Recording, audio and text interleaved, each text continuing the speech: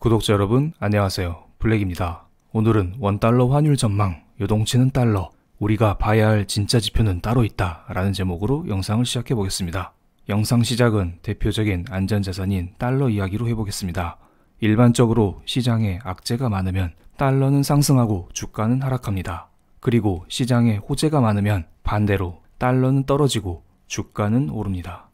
그동안 제가 5가지 사건, 코로나, 산유국들의 갈등, 유럽 경제 위기, 신흥국 문제, 연준의 유동성 축소, 이러한 5가지 이벤트와 함께 달러의 흐름을 정리드렸었는데 오늘은 이에 구애받지 않고 편하게 말씀을 드리겠습니다. 달러의 가치를 나타내는 달러 인덱스는 코로나 사태 그리고 산유국들의 감산합의 불발로 인해서 103까지 올라갔던 적이 있습니다. 하지만 아메리카 연준의 무제한 양적 완화 발표 그리고 우량 등급에서 투기 등급으로 강등된 펄런 엔젤 매수 발표로 인해서 달러는 금세 안정을 찾았습니다. 하지만 어떤 사람들은 연준이 펄런 엔젤 같은 회사채를 매입하겠다고 말만 해놓고 실제로는 회사채 매입을 하지 않았다라고 하면서 연준은 사기다, 연준의 돈 풀기는 사기다 이런 말을 합니다. 지금 시장에서 문제가 되고 있는 하이힐드 채권금리 스프레드를 살펴보겠습니다. 하이힐드 채권금리 스프레드란 투기등급 채권금리에서 안전한 국채금리를 뺀 값입니다. 국채금리는 거의 변하지 않기 때문에 그냥 편하게 하이힐드 채권금리 스프레드는 하이힐드 채권금리라고 생각하셔도 됩니다. 이 수치가 감소하고 있다는 것은 그만큼 시장이 안정되었다는 뜻이고 이 수치가 증가하고 있다는 것은 그만큼 시장이 불안하다는 것입니다. 연준이 4월 9일 본격적으로 회사채를 매입하겠다라고 발표를 했습니다. 그때 당시 연준은 어떤 회사채를 매입하겠다라고 했었나요? 하이힐드 채권은 산다고 하지 않았습니다. 연준은 우량한 회사채나 원래는 우량했으나 투기 등급으로 강등된 회사채만 매입하겠다라고 발표를 했습니다. 하이힐드 채권 금리는 매입 대상에 애초에 없었습니다. 그냥 연준이 우량한 회사채를 산다고 제스처만 취했음에도 불구하고 사람들은 미리미리 회사채를 사버렸습니다. 그것도 투자 부적격 등급 회사채인 하이힐드 채권을 샀습니다. 이로 인해서 하이힐드 채권 금리 스프레드는 급격하게 감소하는 모습을 보여줬습니다. 비유를 하나 해보겠습니다. 옛날에 전쟁을 할 때 왕은 보통 출격을 하지 않습니다. 그런데 왕이 전쟁터에 살짝 모습을 드러내도 병사들의 사기는 올라가면서 적을 물리칩니다. 왕은 선봉에 나설 필요가 없습니다. 그런 효과라 보면 됩니다. 여기에서 왕이 연준입니다. 회사채를 샀냐 안 샀냐 이게 중요한 게 아닙니다. 달러가 하락했냐 안 했냐, 하이힐드 채권 금리 스프레드가 감소했냐 안 했냐 이런 게 중요합니다. 연준은 살짝 모습만 드러냈을 뿐인데 일시적으로 적을 무찌른 셈입니다. 게다가 여기에 연준은 한술 더 떠서 유동성 공급 속도 조절 발언을 이어가고 있습니다.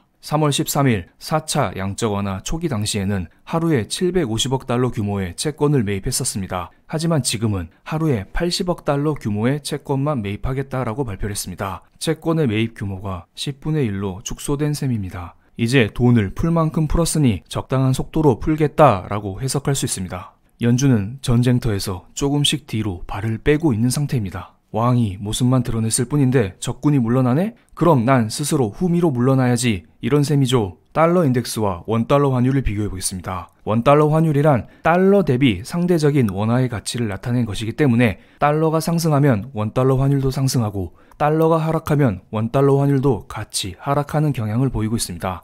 달러 인덱스와 원달러 환율은 판박이처럼 움직이고 있습니다. 그리고 원화의 가치는 달러에 비할 바가 못 되지만 세계적으로 어느 정도 인정을 받고 있는 상태입니다. 그래서 지난 3월 말 한미 통화 수합을 체결한 이후 총 185억 달러를 공급받아서 시중에 풀어왔었습니다.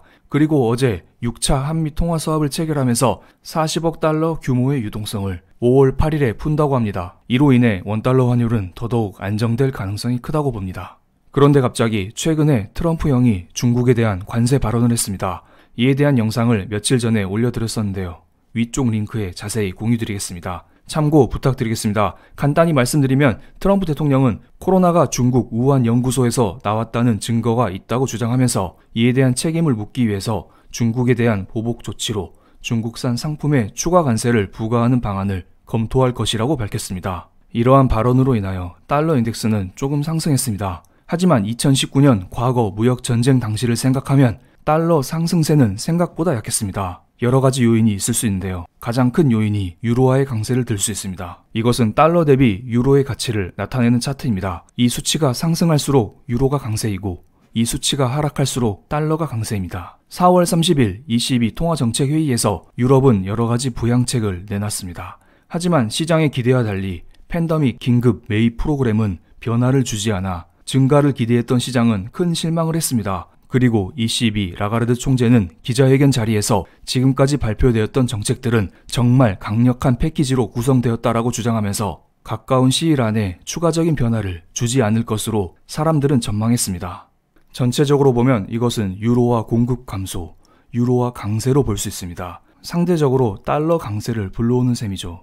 여기에서 달러 인덱스의 정의를 간단하게 살펴보겠습니다. 달러 인덱스는 달러의 절대적인 가치가 아닙니다. 달러 인덱스는 유로, 엔, 파운드, 캐나다 달러, 스웨덴 크로나, 스위스 프랑 이러한 6개 나라의 통화를 기준으로 산정한 미국 달러의 상대적인 가치입니다. 즉 6개 화폐의 가치가 상승하면 달러 인덱스는 상대적으로 감소를 하고 6개 나라의 화폐의 가치가 하락하면 달러 인덱스는 상대적으로 상승하게 됩니다. 6개 나라 중에서 유로가 가장 중요합니다. 유로가 57.6%나 차지하고 있습니다. 즉 최근의 달러 약세는 ECB 통화정책회의의 실망감으로 인한 유로 강세로 인해 비롯됐다고 볼 수 있습니다. 그래서 우리는 달러 인덱스만 보고 지금 달러가 약세구나 이런 식으로 함부로 판단하면 안 됩니다. 진짜 달러의 가치를 알아보기 위해서는 무역가중 달러 인덱스를 봐야 합니다. 무역가중 달러 인덱스는 미국과 교역하는 국가의 통화를 대상으로 달러화가 얼마나 가치가 있는지 측정하는 지표입니다. 구성통화는 미국의 수출입 규모에서 0.5% 이상 차지하는 국가의 통화로서 26개의 국가가 있습니다. 앞서 설명드린 그냥 달러 인덱스는 6개 나라 통화 대비 상대적인 달러의 가치를 나타낸 것이고 무역 가중 달러 인덱스는 26개의 통화 대비 상대적인 달러의 가치를 나타낸 것입니다. 그렇기 때문에 그냥 달러 인덱스보다 무역 가중 달러 인덱스가 조금 더 신뢰할 만한 지표가 될 수 있겠네요. 무역 가중 달러 인덱스는 코로나 경제 위기 이전에 116, 115 여기에서 움직이다가 3월 23일 126까지 올라갔었습니다. 그리고 지금 122 이 부근에서 안정을 찾았는데요. 생각보다 많이 떨어지지 않았습니다. 절대 안전한 상태가 아닙니다. 지금 달러는 유로화 대비 약세일 뿐이지 전반적으로 달러가 약한 편은 절대 아닙니다. 그렇기 때문에 우리는 늘 조심할 필요가 있습니다. 지금부터 개인적인 생각을 조금 말씀드리겠습니다. 100% 참고로만 봐주시기 바랍니다. 저의 의견은 늘 한결같습니다. 그렇다고 여러분, 앞으로 달러 급등이 두려워서 가지고 있는 주식을 모두 팔거나 달러 현금을 모으는 것은 자제하는 게 낫습니다. 왜냐하면 앞으로 달러 강세 유발 요인도 많지만 달러 약세 유발 요인도 매우 많습니다. 앞서 언급드렸듯이 연준에서는 아직 회사채 매입을 시작도 안 했습니다. 아직 카드가 많이 남아있다는 것입니다. 만약에 달러 인덱스 급등이 나오면 연준에서는 진짜로 회사채를 매입하면서 달러를 진정시킬 거라 봅니다. 또한 시중의 유동성이 확보된 상태에서 발표되는 미국의 부진한 경제지표는 달러 약세 요인입니다. 최근에 달러 약세는 부진한 미국의 경제지표도 한몫했다고 봅니다. 이번 주 수요일 ADP 비농업부문 고용지표가 발표됩니다. 당연히 시장에서는 상당 폭의 마이너스를 예측하고 있는데요. 이건 역시 달러화 약세를 불러올 거라 봅니다. 물론 지금은 유동성이 확보된 상태는 아니니 늘 조심하면서 투자하시기 바랍니다. 지금 미국 자체만 보면 어느 정도 유동성이 확보됐을지도 모르겠지만 여러 신흥국들은 난리가 아니죠. 달러 달라고 손만 내밀고 있는 상황입니다. 그렇기 때문에 언제든지 달러 발작은 나올 수 있습니다. 여러분, 달러 인덱스, 무역 가중 달러 인덱스를 보면서 늘 시장을 조심스럽게 바라볼 필요가 있습니다. 블랙의 명언 한마디 남기겠습니다. 경계하되 쫄지는 맙시다. 경계하되 쫄지는 맙시다. 이것을 주식시장에 적용을 해보겠습니다. 지금 주식도 마찬가지입니다. 주식을 바라볼 때 경계하되 쫄지는 맙시다. 지금 주식을 들고 계신 분은 굳이 팔 필요는 없을 거라 봅니다. 지금의 관세 부과 사태는 재선을 앞둔 트럼프 대통령이 지지율을 끌어올리기 위해서 중국을 때리는 것으로 보입니다. 아마도 11월 재선이 있을 때까지 중국을 계속해서 때리겠죠. 그렇다면 이러한 관세 부과 발언은 점점 희석될 가능성이 큽니다. 지금은 악재로 작용할 수 있겠지만 시간이 흐를수록 사람들은 그저 그런 악재로 인식할 가능성이 크다는 것이죠.